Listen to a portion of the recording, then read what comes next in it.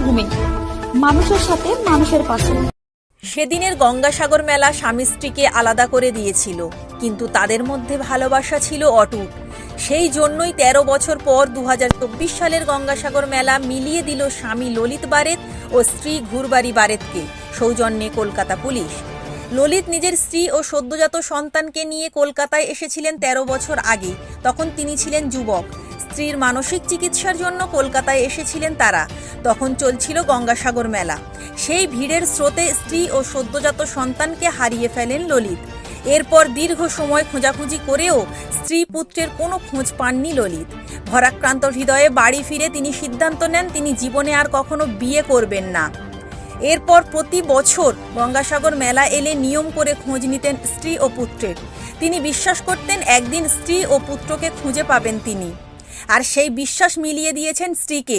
সৌজন্যে ছিলেন কলকাতা পুলিশের ফুলবাগান থানার এসআই মৌসুমী চক্রবর্তী ও বিশ্বজিৎ সিনহা মহাপাত্র। ললিতের স্ত্রীকে ২০১০ সালে উদ্ধার করেছিল কলকাতা পুলিশ। বিমানবন্দরের কাছ থেকে তাকে উদ্ধার করা হয়।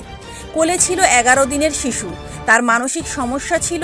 তারপর সদ্যজাতকে নিয়ে আসা হয় বিসি রায় শিশু হাসপাতালে। ললিতের স্ত্রী তখন কোনো তথ্যই পুলিশকে দিতে পারেনি। তারপর আদালতের নির্দেশে প্যাবলক হাসপাতালে ভর্তি করা হয় ঘুরবাড়িকে। এরপর ঘুরবাড়িকে সুস্থ করার কাজ শুরু হয়। দীর্ঘদিন পরে ঘুরবাড়ি সুস্থ হলে শুরু হয় পুলিশের তৎপরতা।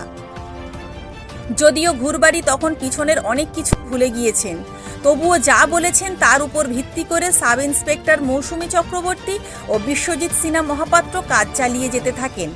এরপর ফুলবাগান থানার ওসি সুরজিৎ বন্দ্যোপাধ্যায় বিলাসপুর পুলিশের সঙ্গে যোগাযোগ করেন। তখনই বেরিয়ে আসে ঠিকানা। জানা যায় শক্তি থানার কিরারি গ্রামে বধূর বাড়ি। শক্তি থানা সেখানে গিয়ে বধূর পরিবারের লোকজনের ছবি পাঠায় হোয়াটসঅ্যাপে, যা দেখে চিনতে পারে ঘুরবাড়ি। তারপর পুলিশ খবর দেয় ললিতকে। ১৩ বছর পর স্ত্রীর খোঁজ পেয়ে ছুটে আসেন ললিত, নিয়ে যান স্ত্রীকে। আর এভাবে এক গঙ্গাসাগর মেলায় স্ত্রীকে হারিয়ে অপর এক গঙ্গাসাগর মেলায় স্ত্রীকে ফিরে পেলেন ললিত।